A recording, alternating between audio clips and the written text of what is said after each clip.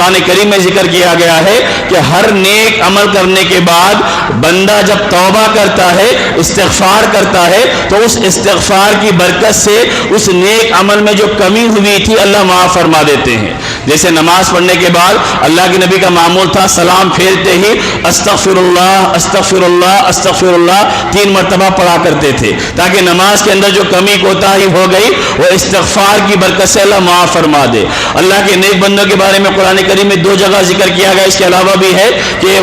کانوا قلیلا من اللیل ما یہجعون وبالاسحار هم یستغفرون، کہ اللہ کے نیک بندے راتوں کا کچھ حصہ اپنے بستروں سے علیحدہ رہتے ہیں، اس کے بعد سحر کے وقت وہ استغفار کرتے ہیں۔ حضرت عائشہ صدیقہ رضی اللہ عنہا نے نبی صلی اللہ علیہ وسلم سے پوچھا کہ جب وہ راتوں کو عبادت کرتے ہی ہے تو پھر استغفار کیوں کرتے ہیں؟ جب رات میں تہجد انہوں نے پڑھی، قیام اللیل کا اہتمام کیا، تو پھر استغفار آخر وقت میں استغفار کیوں کرتے ہیں؟ تو اللہ کے نبی نے فرمایا وہ اس لیے استغفار کرتے ہیں تاکہ رات کی عبادت میں جو کوتاہی ہو گئی وہ استغفار کی برکت سے اللہ اس کوتاہی کو معاف فرما دے۔ یعنی ان کا عمل اتنا زیادہ کہ راتوں کو تہجد پڑھتے تھے اور تہجد کے اختتام پہ اللہ کے سامنے استغفار کرتے تھے، ندامت کا اظہار کرتے تھے،